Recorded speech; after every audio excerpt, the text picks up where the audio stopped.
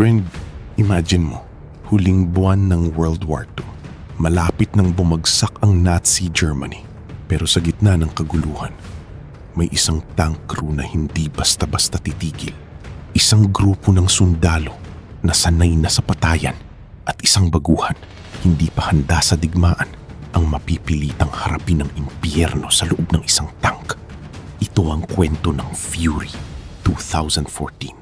April 1945. Sa loob ng isang American Sherman tank na tinatawag na Fury, may 5 tao. Don Wardaddy, Collier, leader, hardened veteran. Bible, gunner. Grady, loader, violent at mainitin ulo. Gordo, driver. Red, bow gunner. Pero sa simula pa lang, patay na si Red sa labanan. Kaya pinalitan siya ng isang baguhan, si Norman Ellison. Isang typist clerk, walang experience, walang karanasan sa digmaan, at pinaka-importante, ayaw niyang pumatay. Pagpasok ni Norman sa crew, halata agad ang contempt ng lahat. Para sa kanila, si Norman ay pabigat, hindi marunong lumaban, hindi marunong pumatay, at sa gitna ng war zone, walang puwang ang takot. Habang umaandar ang tank convoy, nakita ni Norman ang isang grupo ng Hitler Youth. Mga bata pa, natakot si Norman. Hindi siya nagpaputok. Pero dahil dito, na-ambush ang buong platoon. Patay ang commander nila at galit na galit si Wardaddy. Pagdating nila sa kampo, lumapit si Captain Wagner upang humingi ng tulong kay Wardaddy. May mga tauhan siyang naipit sa gitna ng labanan at kailangan silang mailigtas agad. Ngunit para maisagawa ang rescue mission, kailangan niya ang buong team ni Wardaddy. Habang nagaganap ang matinding sagupaan, makikitang hirap pa rin si Norman na tanggapin ang brutal na realidad ng digmaan. Takot siya sa walang habas na pagpatay sa mga kalaban. Dahil dito, sinimulan siyang turuan ni Wardaddy kung ano nga ba talaga ang ibig sabihin ng real war. May nahuli silang German soldier at sinabi ni Wardaddy kay Norman, "Patayin mo siya." Tumanggi si Norman pero hindi pumayag si Wardaddy. Pinilit niya ang baril sa kamay ni Norman at pinaputok ito. Napatay ni Norman ang sundalo at doon nabali ang isang parte ng pagkatao niya. Habang nasa isang bayan ng Germany ang grupo ni Wardaddy, bigla silang pinaulanan ng bala ng mga kalabang sundalo.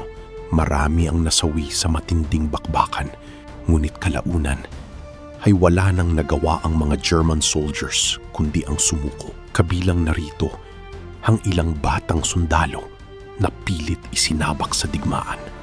Matapos ang labanan, napansin ni Wardaddy ang isang apartment na tila may taong nagmamasid mula sa loob.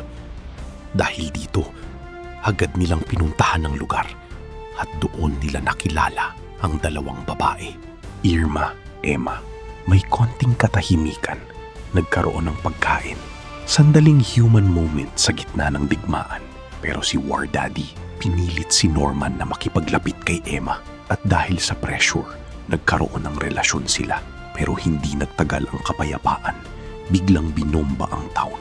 Nagkagulo, namatay si Emma at si Norman nawalan ng kontrol. Mental breakdown. Dito na nagsimulang magbago si Norman.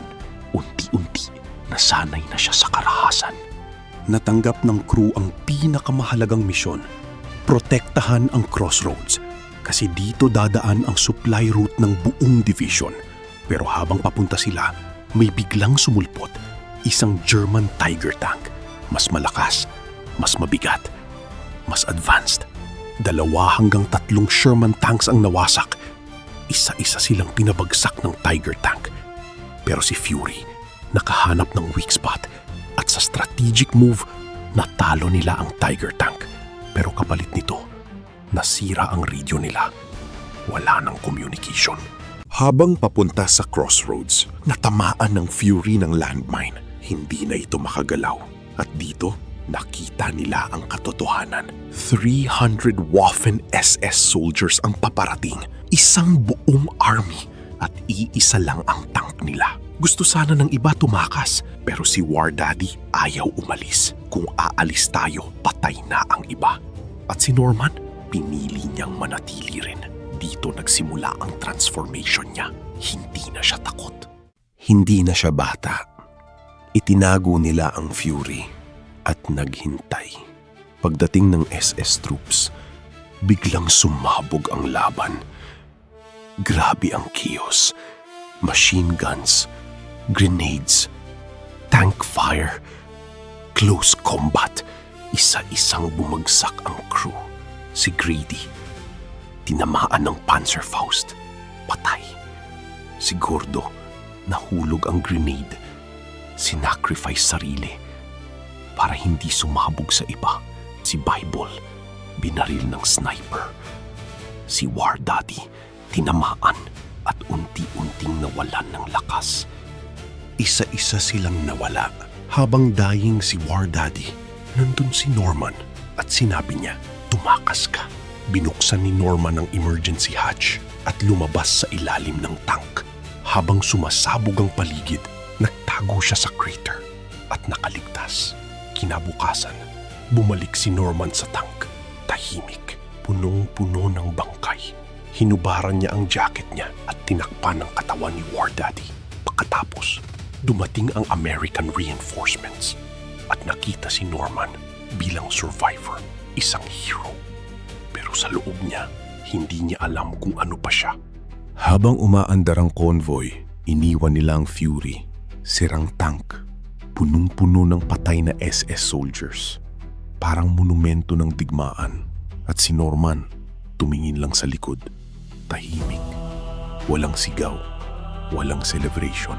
At yan ang kwento ng Fury 2014. Isang pelikula tungkol sa takot, training, survival, pagkawala ng pagkatao sa digmaan. Kung nagustuhan mo ang recap na ito, friend, like, subscribe, at comment. Anong war movie ang gusto mong sunod?